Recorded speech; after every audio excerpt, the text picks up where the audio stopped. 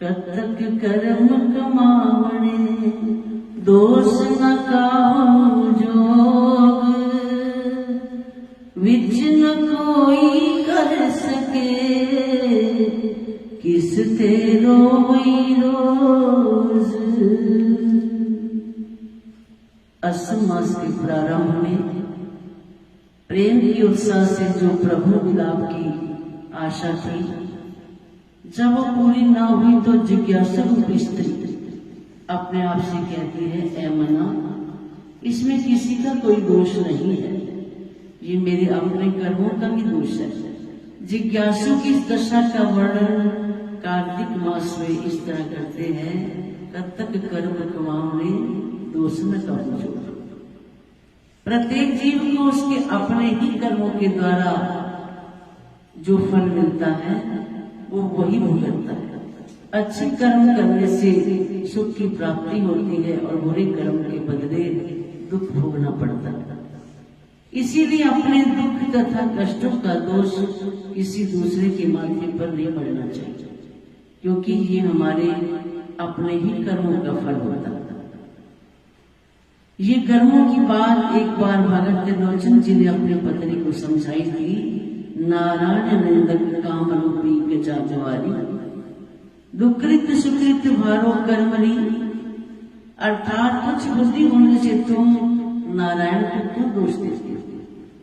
अगर हमारे घर में गरीबी है तो तुम प्रभु के ऊपर ऐसे क्यों कहते हो प्रभु के बारे में? दुख सुख तो तुम्हारे अपने कर्मों का फल है जो तुम्हें भोगना ही पड़ेगा। भगत त्रिलोचन जी बहुत बड़े ईश्वर भक्त और संत सेवी थे। एक दिन उनकी वृद्ध स्त्री ने विनती की कि ये स्वामी, अब वृद्ध अवस्था के कारण मुझसे सेवा नहीं हो सकती।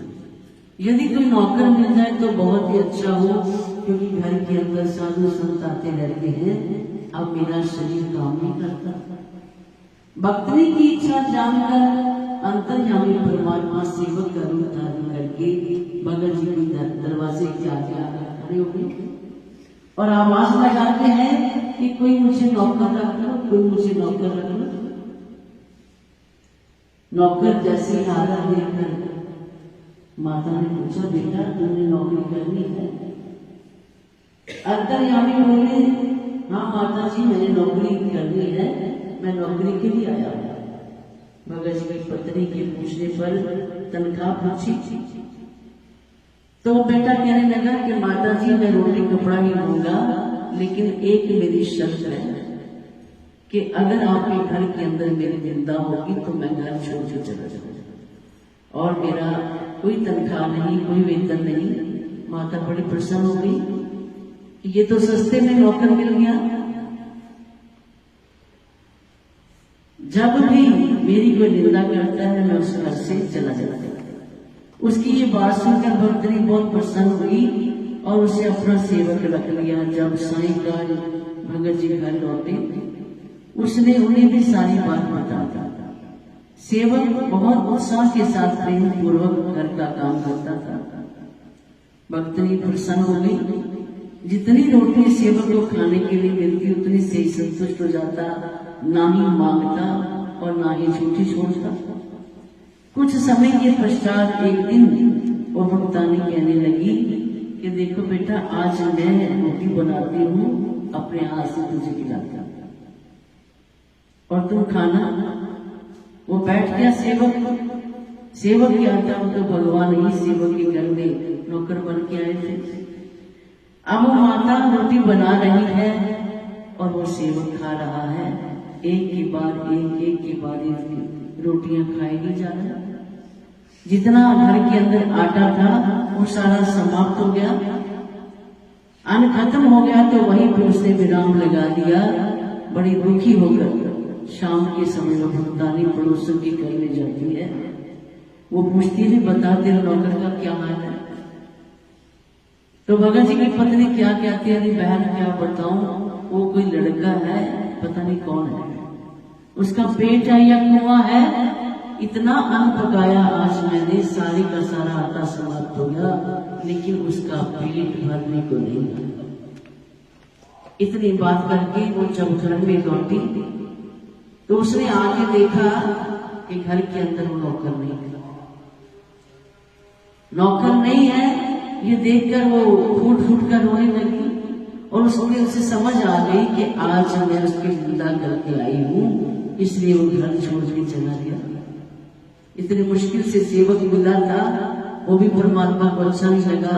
ऐसे करके वो रोती है तो शाम के समय भगत जी घर में आते कहते क्या हुआ, कहते ऐसे ऐसी सारी बात हुई है। कहते तूने फिर पड़ोसन के घर के अंदर जाकर ऐसा क्यों कहा। भगत जी फूट फूट कर रोने लग गए। कहते अरे तू क्या समझती है कि वो नौकर आया था, वो नौकर नहीं था, वो तो कोई और ही रूप धारण करके आए थे। अब मंदिर में शाम को प्रणाम करने के लिए जाते हैं, भगत जी की पत्नी ठाकुर जी की तरफ हाथ करके कहती यही तो मेरे घर में आया था, ऐसा ही रूप था बिल्कुल। भगत जी और रोगे कि भोली तुमने क्या किया, मेरे भगवान से घर की नौकरी करवाई, छोटे से छोटा काम वो करते रहे, लेकिन मुझे ज्ञान भी नहीं हुआ। उस वक्त चरण पकड़ मूर्ति से डकरे मार मार के रोता है त्रिलोचन कि प्रभु मुझसे बहुत भूल हुई, मेरी पत्नी के कारण आपको नौकर बनकर मेरे घर में रहना पड़ा। लेकिन कहते हैं प्रेम के बंधन में मोहन बन गए, प्रेमियों ने जो बनाया बन, यहाँ तक वो नौकर भी बनता।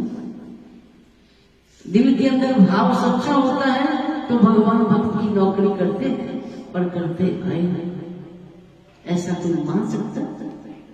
लेकिन ये मानने वाली बात है, भक्तों के साथ ऐसा घटित हुआ है।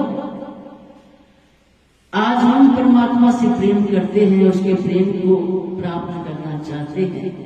हम भी कहते हैं कि दुनिया से अलग होकर न्यारे होकर बस उसी की राह में चल पड़े, लेकिन वहां पे क्या आड़े आता है, केवल हमारा अहंकार।